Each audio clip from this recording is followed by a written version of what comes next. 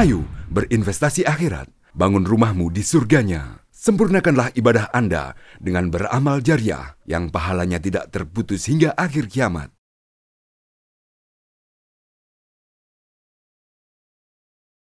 Bismillah. Assalamualaikum warahmatullahi wabarakatuh. Alhamdulillahi Rabbil alamin. Wal aqibatu lil muttaqin. Wala udwana illa 'alal zalimin. Wa ashhadu an la ilaha illallah wahdahu la syarika lah. Wa ashhadu anna Muhammadan 'abduhu wa rasuluhu sallallahu alaihi wa ala alihi wa ashabihi ajma'in. Amma ba'd. Pertama-tama kita panjatkan puja dan puji syukur kehadirat Allah Subhanahu wa taala atas karunia dan limpahan nikmat yang Allah berikan kepada kita sehingga kita bisa berkumpul di salah satu rumah di antara rumah-rumah Allah Subhanahu wa taala dalam rangka mempelajari ayat-ayatnya dan juga mempelajari hadis-hadis Nabi-Nya sallallahu alaihi wasallam. Kemudian tak lupa semoga salawat serta salam tercurahkan kepada Nabi kita Nabi Muhammad sallallahu alaihi wasallam, kepada keluarga beliau, para sahabat beliau dan juga para pengikutnya hingga akhir zaman. Ayyuhal muslimun, a'azani Allah wa iyyakum jami'an. Insyaallah kita lanjutkan pembahasan kita tafsir Juz Amma karya Al-Ustaz Dr. Firanda Andirja LCMA hafizahullahu taala. Setelah sebelumnya kita sudah bahas tentang surat An-Nazi'at, sekarang kita masuk ke surat Abasa wa Tawalla. Surat Abasa termasuk surat Makkiyah, surat yang Allah turunkan sebelum Rasulullah SAW hijrah ke kota Madinah. Dan sebelumnya kita sudah sampaikan surat Makkiyah itu kebanyakan berbicara tentang kerasulan Nabi, berbicara tentang hari kiamat, hari kebangkitan, dan yang ketiga berbicara tentang Al-Quran itu sendiri, bahwasanya Al-Quran dari Allah Subhanahu wa taala. Karena orang-orang kafir Quraisy ketika Nabi diutus, mereka mendustakan tiga ini. Mendustakan kerasulan Nabi, mendustakan Al-Quran, dan mendustakan hari kiamat. Maka ayat-ayat Makkiyah biasanya datang tentang tiga hal ini. Ya, di antaranya adalah surat Abasa ini sendiri, di mana di surat Abasa ini bercerita tentang hari kiamat.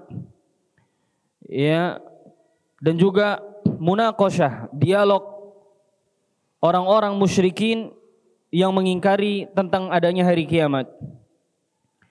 Kemudian surat ini juga diawali dengan teguran Allah kepada Nabi SAW.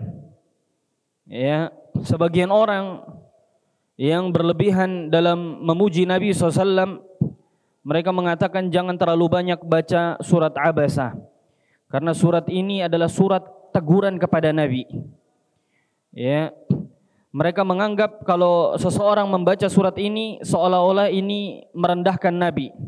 Padahal kata para ulama ini justru memuliakan Nabi alaihi salatu wassalam. Dan ini bukti bahwasanya Nabi amanah.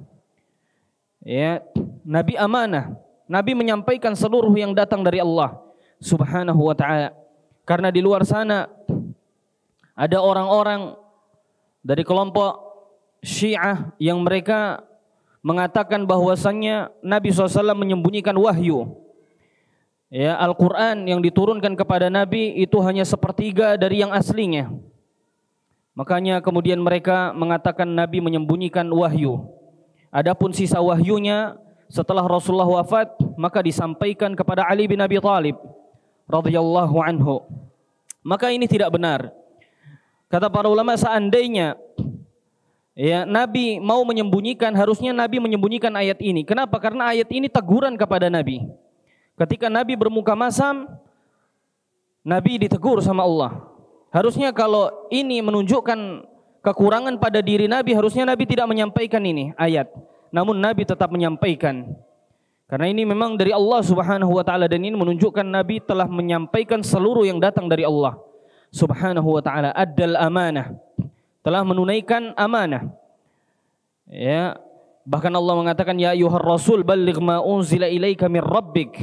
Wahai Rasul, sampaikanlah apa yang Allah turunkan kepadamu. Fa illam taf'al fama ballaghta risalata. Kalau engkau tidak mau, engkau tidak menyampaikan risalah dari Allah Subhanahu wa ta'ala. Taib, sebab atau asbabun nuzul dari turunnya surat Abasa adalah suatu ketika Nabi SAW berdakwah kepada para pembesar Quraisy. Ya, disebutkan oleh di dalam tafsir Ibnu Katsir, yang didakwahi Nabi adalah Utbah bin Rabi'ah, kemudian Abu Jahal, Amr bin Hisham, kemudian juga Al-Abbas bin Abdul Muttalib radhiyallahu anhu yang waktu itu belum masuk Islam. Kemudian disebutkan juga Umayyah bin Khalaf, kemudian disebutkan juga Ubay bin Khalaf. Ini semua pembesar Quraisy. Di antara metode dakwah Nabi adalah berdakwah kepada para pembesar. Kenapa? Karena Nabi memandang kalau berdakwah kepada pembesar maka akan lebih efisien waktu. Kalau para pembesar masuk Islam, maka secara otomatis ya bawahannya itu akan mudah masuk Islam juga. Kalau misalnya para pembesar sudah masuk Islam, maka orang-orang di bawahnya, para pengikutnya itu akan mudah masuk Islam, menerima Islam. Tapi kalau berdakwah kepada para pengikutnya dan para pembesarnya menentang, maka ini akan susah. Makanya di antara metode dakwah Nabi adalah Nabi berdakwah kepada para pembesar. Oleh karena itu, Nabi SAW datang ke kota Taif, datang ke pembesar-pembesar kota Taif. Nabi SAW menyurati kepada Raja Romawi Heraklius, menyurati kepada Raja Kisra Persia, kemudian juga menyurati Raja Najasyi, ya, kemudian Raja Oman dan seterusnya, raja di Bahrain, disurati semua sama Nabi. Ya, ini menunjukkan Nabi perhatian kepada para pembesar. Nah, ketika Nabi SAW sedang mendakwahi para pembesar, tiba-tiba datang seorang laki-laki buta yang memotong pembicaraan Nabi. Datang memotong pembicaraan Nabi, memotong dakwah Nabi, sehingga Nabi merasa terganggu. Ketika Nabi merasa terganggu dengan kedatangan orang ini, Nabi kemudian bermuka masam. Ya, abus itu adalah kerutan di wajah yang terlihat ketika seseorang itu bermuka masam. Itu namanya abus. Ya, makanya hari kiamat Allah mengatakan yauman abusan, hari di mana seluruh wajah manusia itu berkerut. Karena di saat itu semua manusia ketakutan. Ya, manusia di hari kiamat bermuka masam, dia tahu amal-amalnya sedikit, neraka di depannya. Karena itu dia bermuka masam, berkerut wajahnya. Yauman abus qamtarira. Sehingga ketika Nabi bermuka masam, kemudian Allah turunkan surat Abasa wa Tawalla, menegur Nabi alaihi salatu wassalam. Kata para ulama, harusnya ketika Nabi SAW sedang fokus berdakwah dengan para pembesar, Nabi sedang berbicara dengan mereka, artinya Nabi SAW sedang ada hajat. Tiba-tiba ada seorang laki-laki yang bukan dari majelis tersebut datang dan memotong pembicaraan. Ini kalau secara adat atau secara kebiasaan ini aja sudah salah. Ya, kalau misalnya kita sedang melayani tamu, kita sedang ngobrol dengan tamu, tiba-tiba ada orang datang memotong pembicaraan, ini orang ini salah sebenarnya. Tapi kenapa Nabi yang ditegur? Kata para ulama, karena Allah mensifati Nabi, wa innaka la'ala khuluqin azim. Wahai Muhammad, sesungguhnya engkau itu memiliki budi pekerti yang sangat tinggi. Engkau itu punya akhlak yang sangat tinggi. Sehingga kata para ulama, sesuatu yang harusnya wajar yang dilakukan Nabi menjadi tidak wajar karena Nabi itu memiliki budi pekerti yang tinggi. Saking tingginya akhlak Nabi, hal-hal yang harusnya wajar tidak wajar, tidak dianggap wajar sama Allah. Seperti tadi Nabi lagi bicara terus tiba-tiba ada yang motong, kemudian Nabi tidak suka, ini kan wajar. Tapi karena Nabi punya akhlak dan budi pekerti yang sangat tinggi, ini tidak wajar. Maka para ulama kemudian memberikan catatan, demikian pula kepada para penuntut ilmu. Para penuntut ilmu yang dia sudah belajar ilmu, sudah belajar Al-Quran, sudah belajar hadis-hadis Nabi, dia harus punya perbedaan dengan orang-orang yang belum belajar. Ya, sehingga hal-hal yang dilakukan oleh orang-orang yang belum belajar, yang misalnya itu wajar dilakukan, ini tidak wajar dilakukan oleh para penuntut ilmu. Ya, sebagaimana Nabi SAW punya akhlak budi pekerti yang tinggi, sehingga hal tersebut yang harusnya biasa menjadi tidak biasa di sisi Allah Subhanahu wa taala. Allah Subhanahu wa taala berfirman, "Abasa wa tawalla." Dia Muhammad bermuka masam dan berpaling. Ya, anja'ahul a'ma, ketika karena telah datang kepadanya seorang laki-laki buta. Dalam riwayat dalam qiraah yang lain Allah mengatakan anja'ahul a'ma. Tatkala apakah ada orang buta yang datang? Ya, jadi di sini Allah menggunakan istifham, pertanyaan, apakah ada orang buta yang datang? Kalau di Al-Qur'an yang kita baca itu anja'ahul a'ma, karena telah datang seorang laki-laki buta kepadanya. Tapi dalam qiraah yang lain anja'ahul a'ma, apakah ada orang buta yang datang kepadanya? Ya, orang buta tersebut bernama Abdullah bin Ummi Maktum radhiyallahu anhu. Ini termasuk orang yang Allah muliakan. Abdullah bin Ummi Maktum dipercaya sama Nabi jadi muadzin. Ya, kemudian juga Abdullah bin Ummi Maktum dipercaya oleh Nabi untuk pemegang bendera. Abdullah bin Ummi Maktum ini datang ketika Nabi sedang fokus berdakwah, memotong pembicaraan Nabi. Dalam riwayat Ibnu Katsir disebutkan tiba-tiba dia datang, kemudian membaca ayat Al-Quran, kemudian dia berkata, "Wahai Rasulullah, saya tidak tahu makna dari ayat ini, tolong ajari saya." Maka di saat itu ketika Nabi sedang berdakwah, Nabi langsung bermuka masam karena ya Rasulullah menganggap Abdullah bin Ummi Maktum ini mengganggu fokus Nabi. Mengganggu fokus Nabi sehingga Nabi kemudian bermuka masam dan berpaling. Ya. Makanya ketika ayat ini turun kepada Nabi dan Abdullah bin Ummi Maktum datang, maka Nabi SAW memuliakan beliau. Beliau berkata, ya alaihi salatu wassalam, marhaban billadhi atabani rabbi.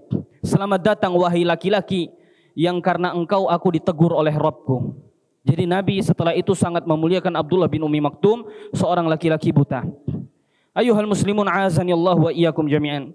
Ada para ulama juga yang memberi catatan, kalau Nabi bermuka masam kepada orang yang buta, tidak bisa melihat, ya, itu ditegur, maka bagaimana kalau ada orang bermuka masam kepada orang yang bisa melihat?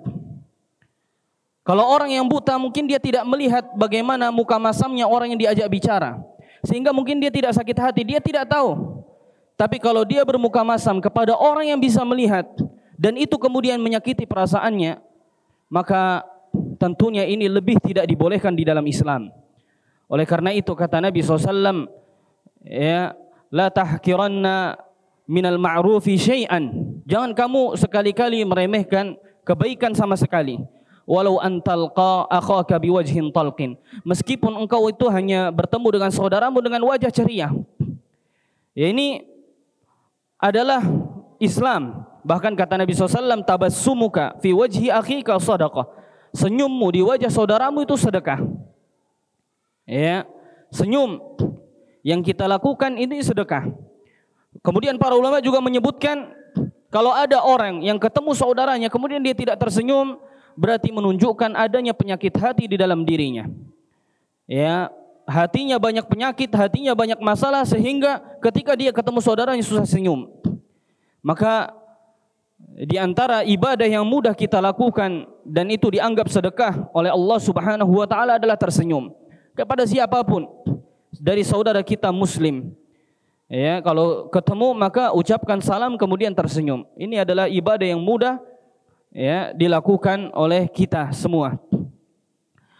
Kemudian kata Allah Subhanahu wa taala, "Wa ma yudrika la'allahu yazzakka aw yadhakkaru fatanfa'ahu dzikra." Tahukah kamu wahai Muhammad, barangkali ia datang ingin membersihkan dirinya dari dosa, atau dia ingin mendapatkan pengajaran, lalu pengajaran itu memberikan manfaat kepadanya. Jadi Allah menegur Nabi SAW, "Wahai Muhammad, kenapa engkau berpaling dari seorang laki-laki buta yang dia ingin mensucikan dirinya, ingin membersihkan dirinya, atau dia ingin meminta suatu pengajaran dari engkau yang pengajaran itu memberikan manfaat kepadanya." Ya, dalam riwayat disebutkan Abdullah bin Ummi Maktum datang kepada Rasulullah, kemudian dia berkata, "Ya Rasulullah, arsyidni." Wahai Rasulullah, berilah petunjuk kepadaku, bimbinglah aku. Namun Rasulullah kemudian bermuka masam dan berpaling. Makanya kemudian Allah menyebutkan, kenapa engkau berpaling dari seorang yang mungkin ingin mensucikan dirinya, ya, atau dia meminta pengajaran sehingga pengajaran itu bermanfaat baginya. Kemudian Allah melanjutkan, "Amma man istaghna." Adapun orang-orang yang merasa dirinya serba cukup, yaitu orang-orang kafir Quraisy. Orang-orang kafir merasa dirinya cukup, tidak perlu beriman. Ya, fa anta lahu tasadda. Justru kamu malah melayaninya. Kamu malah fokus sama dia. Ya, jadi Allah menegur Nabi. Kenapa kepada orang-orang kafir yang tidak beriman, dan bahkan mungkin engkau nasihati dia juga tidak akan beriman. Dan berapa banyak ya nasihat ayat yang sudah engkau berikan kepadanya, dia tetap tidak beriman. Kenapa engkau malah fokus kepada orang tersebut? Ya. Kemudian kata Allah, "Wa ma 'alaika alla yazzakka." Padahal tidak ada celaan atasmu kalau dia kemudian tidak beriman. Jadi kata Allah, "Wahai Muhammad, kenapa ada orang mukmin, orang beriman datang ingin mensucikan dirinya, engkau berpaling, sementara orang-orang kafir yang dia hatinya kotor dan tidak mau membersihkan dirinya, kenapa engkau malah condong ke sana? Padahal tidak ada kewajiban bagimu agar mereka itu beriman." Karena kewajiban Rasulullah hanya menyampaikan. "Wa ma 'alaina illal balaghul mubin." Kewajiban kami adalah menyampaikan. Ya, adapun urusan seseorang itu menerima atau tidak, beriman atau tidak, itu bukan urusan kita. Makanya kata Syekh Shalih Fauzan hafizahullah, kewajiban kita itu hanya menyampaikan. Kalau diterima alhamdulillah, kalau tidak diterima maka kita kembalikan kepada Allah. Jadi bukan urusan kita dakwah kita diterima atau tidak, nasihat kita diterima atau tidak, itu bukan urusan kita. Tapi itu urusan Allah Subhanahu wa taala. Oleh karena itu Allah menyebutkan, "Innaka la tahdi man ahbabta." Wahai Muhammad, sesungguhnya engkau itu tidak bisa memberi hidayah kepada orang yang kamu cintai. Walakinnallaha yahdi man yasha. Akan tetapi Allah kasih hidayah kepada siapapun yang Dia kehendaki. Oleh karena hidayah ini mahal. Ya, Allah yang pilih seseorang yang berhak dikasih hidayah. Ya, Allah yang berhak kasih hidayah, Nabi SAW tidak berhak. Oleh karena itu para ulama membagi hidayah menjadi dua.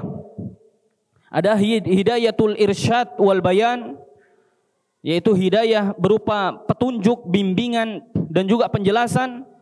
Kemudian yang kedua ada hidayatul taufik wal ilham. Hidayah taufik dan ilham.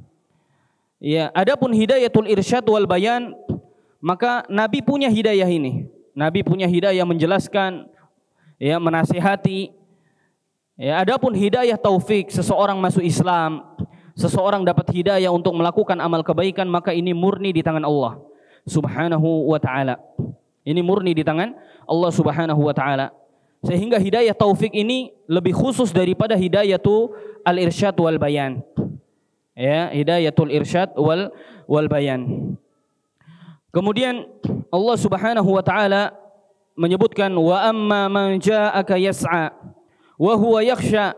Dan adapun orang yang datang kepadamu wahai Muhammad dengan segera untuk mendapatkan pengajaran, wa huwa yakhsha, dalam keadaan dia takut kepada Allah Subhanahu wa taala. Ya, kata Allah, ini yang datang kepadamu orang beriman yang hatinya takut kepada Allah, sedangkan engkau justru berpaling kepada orang-orang yang tidak takut kepada Allah, orang-orang kafir yang mendustakan Allah. Ya, jadi Nabi SAW ditegur untuk tidak pilih-pilih dalam berdakwah.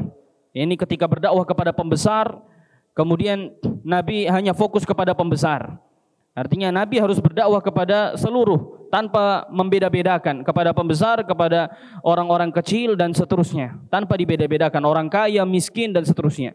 Tidak boleh ada perbedaan.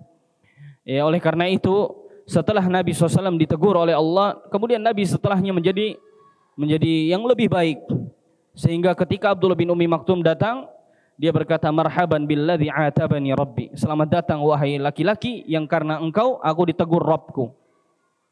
Ya, aku ditegur Rabbku. Makanya kemudian Allah memberitahu sifat Nabi SAW, wa ma huwa 'alal ghaibi bidhanin. Nabi itu bukan orang yang pelit dalam memberitahu tentang perkara-perkara gaib. Artinya Nabi ketika diberitahu tentang hal-hal gaib, Nabi tidak hanya kasih tahu kepada orang-orang kaya, tidak kasih tahu kepada para pembesar, tapi Nabi kasih tahu kepada semuanya. Ya, Nabi misalnya menceritakan tentang kejadian-kejadian akhir zaman. Ya, kemudian Nabi menceritakan bagaimana penaklukan Romawi, Persia dan seterusnya. Nabi menceritakan itu, Nabi tidak pilih-pilih. Ya, oleh karena itu Allah mensifati wa ma huwa 'alal ghaibi bidhanin. Dia itu bukan orang yang pelit ya dalam menyampaikan hal-hal yang gaib. Kemudian Allah Subhanahu wa taala melanjutkan fa anta lahu talaha fa anta anhu talaha, maka kamu mengabaikannya. Ya, jadi ayat ini Allah Subhanahu wa taala menegur Nabi SAW, adapun orang yang datang kepadamu dalam keadaan dia berharap diajari oleh engkau, dia takut kepada Allah, kamu justru malah mengabaikannya. Kemudian kata Allah, kalla innaha tadhkirah. Sekali-kali tidak. Ya, sekali-kali tidak, kata Allah. Sesungguhnya ajaran-ajaran Tuhan itu adalah suatu peringatan. Ya, kata Allah Subhanahu wa taala, kalla innaha tadhkirah. Jadi Allah Subhanahu wa taala atau ajaran-ajaran di dalam Islam itu semuanya adalah peringatan dari Allah Subhanahu wa taala. Oleh karena itu, siapa yang sudah mendengar peringatan ini kemudian dia tidak beriman, maka Allah akan mengazabnya.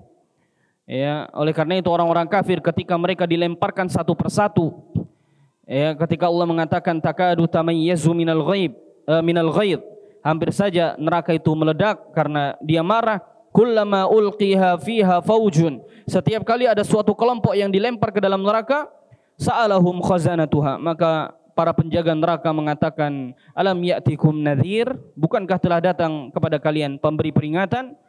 Ya, kenapa kalian tidak beriman? Ya, kenapa kalian tidak mengambil pelajaran? Kenapa kalian tidak menerima pemberi peringatan tersebut? Kemudian kata Allah Subhanahu wa taala, faman syaa'a dzakarah, maka barang siapa yang menghendaki tentunya ia akan memperhatikan. Ya, maka barang siapa di antara hamba Allah yang ingin mendapatkan pelajaran, maka ia akan mendapatkannya dari Al-Quran, kata Allah Subhanahu wa ta'ala. Allah juga mempersilahkan mereka yang tidak ingin mengambil pelajaran dalam Al-Quran. Allah mengatakan, wa qulil haqqu min rabbikum faman syaa'a falyu'min wa man syaa'a falyakfur. Dan katakanlah kebenaran itu datangnya dari Tuhanmu, maka barang siapa yang ingin beriman maka silahkan. Siapa yang tidak ingin beriman, maka kata Allah, ya silahkan kalau dia memilih jalan itu. Orang-orang liberal di luar sana kemudian menjadikan ayat ini sebagai ayat kebebasan. Mereka mengatakan, lihat dalam Al-Quran Allah memperbolehkan seseorang beriman, Allah memperbolehkan seseorang untuk kafir. Kata Allah, faman syaa'a falyu'min wa man syaa'a falyakfur. Yang mau beriman silahkan, yang mau kafir silahkan. Maka ayat ini, ya, dia tidak melanjutkan ayat setelahnya. Karena kata Allah, inna a'tadna lidh-dhalimina naran ahata bihim suradiquha. Ya, tapi ingat, kami siapkan kepada orang-orang yang zalim itu neraka, ahata bihim suradiquha, yang akan menyelimuti mereka, yang akan mengepung mereka dari segala sisi. Ya, ini ancaman dari Allah Subhanahu wa taala, bukan berarti pilihan untuk seseorang boleh beriman, boleh tidak. Ya. Intinya di dalam Al-Qur'an itu ada pelajaran yang berharga dari Allah Subhanahu wa taala. Berapa banyak Allah Subhanahu wa taala ceritakan bahwasanya Al-Qur'an ini adalah peringatan dari Allah Subhanahu wa taala. Ya, Allah juga di antara nama Al-Qur'an adalah Az-Dzikr. Ya, peringatan. Ya, Shad wal Qur'ani dzikr, dan Al-Qur'an yang memiliki peringatan. Ya, maka orang yang menerima peringatan Al-Quran di dunia, maka dia akan mendapatkan kehidupan yang mudah besok di hari kiamat. Tapi siapa yang menolak Al-Quran, tidak beriman, ya, maka dia akan mendapatkan kehidupan yang berat besok di hari kiamat. Kemudian kata Allah, fi suhufim mukarramah, di dalam kitab-kitab yang dimuliakan, ya, di dalam lembaran-lembaran yang dimuliakan. Ya, Al-Quran itu adalah lembaran-lembaran suci yang dimuliakan oleh Allah Subhanahu wa ta'ala. Ya, suhuf itu artinya lembaran-lembaran suci. Kemudian kata Allah, marfu'atin mutahharah, lembaran suci yang ditinggikan, ya, lagi disucikan. Jadi lembaran suci ini ditinggikan sama Allah dan disucikan. Ya, sebagian para ulama mengatakan ditinggikan itu maksudnya tersimpan di Lauhil Mahfuz. Lauhil Mahfuz itu adalah induk takdir. Ya, seluruh catatan takdir itu tercatat di Lauhil Mahfuz. Ya, induk takdir. Baru dari induk takdir ini ada takdir-takdir yang lain yang kemudian Allah tentukan, takdir bulanan, takdir mingguan, takdir harian. Ya, nah takdir-takdir yang di bawah ini itu yang bisa berubah. Adapun seluruh catatan takdir itu tertulis di induk takdir yang disebut dengan Lauhul Mahfuz. Nah, Al-Qur'an ada di sana. Ya, kata Allah marfu'ah, yang ditinggikan. Maksudnya Al-Qur'an itu Allah simpan di sana. Dalam tafsir yang lain, marfu'ah, Al-Qur'an itu disucikan sama Allah, ditinggikan, diangkat derajatnya. Sehingga Al-Qur'an tidak boleh berceceran, Al-Qur'an tidak boleh dibakar dengan kertas-kertas yang lain, dia harus dipisah karena dia punya sifat yang tinggi, punya kemuliaan yang tinggi. Ya. Kemudian kata Allah mutahharah, dia disucikan. Sehingga nggak boleh ditaruh sembarangan, nggak boleh diinjak, nggak boleh dibawa ke kamar mandi, ya, dan seterusnya, nggak boleh dibawa ke tempat-tempat kotor. Kemudian kata Allah bi aidi safarah, yang di tangan para penulis, yaitu di tangan para malaikat. Al-Quran di tangan para malaikat. Kemudian kiramin bararah, malaikat yang mulia lagi berbakti kepada Allah Subhanahu wa ta'ala. Jadi kata para ulama, maksud dari ayat bahwasannya lembaran suci itu ada di tangan-tangan para malaikat, yaitu lembaran suci yang dibawa oleh malaikat Jibril ketika dia membacakannya kepada Nabi. Ada lagi sebagian yang menafsirkan bahwasanya dibawa oleh para malaikat di atas langit sana lembaran-lembaran suci tersebut. Dibawa oleh malaikat yang baik lagi berbakti kepada Allah Subhanahu wa taala. Karena malaikat itu punya sifat la ya'sunallah, tidak pernah bermaksiat kepada Allah, wa yaf'aluna ma yu'marun. Kemudian malaikat juga punya sifat yusabbihuna al-laila wan nahar la yafturun, bertasbih kepada Allah siang dan malam, tidak pernah bosan. Ini adalah sifat-sifat malaikat.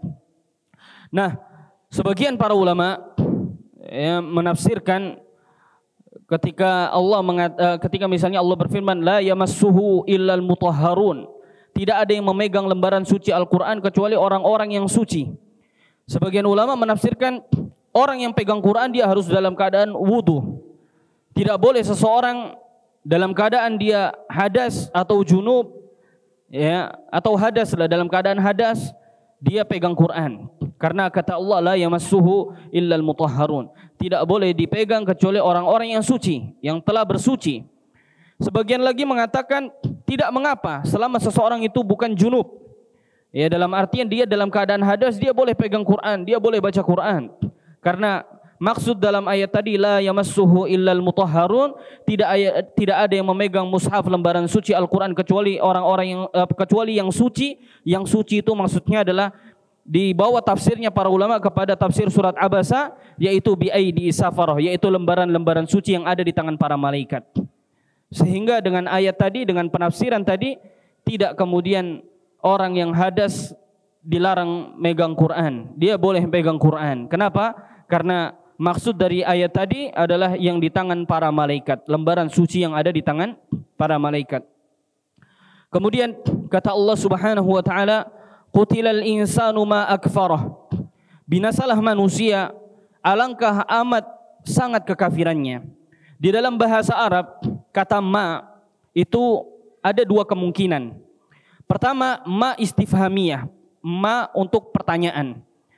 Jadi kalau kalau diartikan misalnya qutilal insan ma akfarah, kalau kita pakai lafaz pertanyaan berarti kata Allah qutilal insan, binasalah manusia, alangkah celakanya manusia, apa yang membuatnya kafir kepada Allah Subhanahu wa taala. Jadi pakai kata-kata ma akfarah, apa yang membuatnya kafir, tidak beriman. Ya, dalam ayat yang lain Allah mengatakan ma gharraka bi rabbikal karim, apa yang membuat kamu itu terperdaya dari Allah?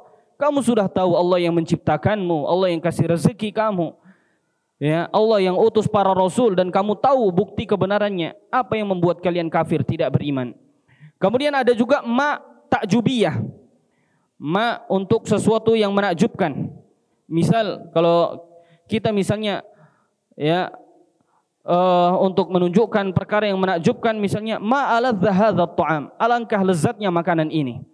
Jadi ini menunjukkan takjub. Kata Allah, kalau ini dibawa kepada makna takjubiyah, maka qutilal insanu ma akfarah, kata Allah berarti artinya alangkah celakanya manusia, sungguh besar kekafirannya. Jadi dua hal ini ya adalah tafsiran dari ma akfarah. Bisa dibawa kepada istifham, pertanyaan, bisa juga kepada takjubiyah. Ya, kata Allah, alangkah celakanya manusia, sungguh besar kekafirannya, sungguh besar pembangkangan manusia kepada Allah Subhanahu wa taala. Sehingga seseorang tidak mungkin dapat menafsirkan Quran kecuali ia telah menguasai bahasa Arab, nahwu, sharaf, kemudian ilmu balaghah, ilmu-ilmu yang lainnya, ya, ada usul tafsir dan seterusnya. Karena Nabi SAW mengancam, ya, man fassara al-Quran bi ra'yihi, ya, falyatabawwa maq'adahu minan nar. Kata Nabi, siapa yang menafsirkan Quran sesuai dengan keinginan hawa nafsunya, maka berarti dia telah memesan tempat duduknya di neraka jahanam, wal iyadzu billah. Oleh karena itu tidak boleh kita kemudian tafsirkan Quran sembarangan. Kita harus bahkan sebagian para ulama mensyaratkan tafsir Al-Quran itu, kan tafsir Al-Quran ada 4. Ada Al-Quran dengan Al-Quran. Ya, misal firman Allah Subhanahu wa taala ketika turun alladzina amanu wa lam yalbisu imanahum bidzulm, orang-orang yang beriman dan tidak mencampur adukkan keimanannya dengan kezaliman. Maka kemudian kata Nabi, kezaliman di dalam ayat itu maksudnya dalam firman Allah, innasyirka la dzulmun azim. Sesungguhnya syirik itu kezaliman yang amat besar. Ini berarti Quran dengan Quran. Ada Al-Quran dengan hadis. Kemudian ada Al-Quran dengan Rasulullah sendiri yang menafsirkan. Ya, jadi Rasulullah ketika menyebutkan ayat ini, Rasulullah langsung menafsirkan. Kemudian yang keempat adalah Al-Quran dengan perkataan para sahabat. Jadi ini Al-Quran, ini loh tafsirnya dari para sahabat radhiyallahu anhum. Adapun selain itu maka tidak diperbolehkan. Baik, demikian yang dapat kami sampaikan pada malam hari ini. Semoga Allah Subhanahu wa taala memberikan petunjuk kepada kita dari Al-Quran yang telah kita pelajari. Kita tutup dengan doa kafaratul majlis. Subhanakallahumma wa bihamdika asyhadu an la ilaha illa anta astaghfiruka wa atubu ilaik. Assalamu alaikum warahmatullahi wabarakatuh. Ayo dukung media dakwah Masjid Agung Al-Akbar dengan ikut berdonasi pengadaan alat multimedia dan operasional dakwah. Usia boleh terputus, pahala jariah mengalir terus.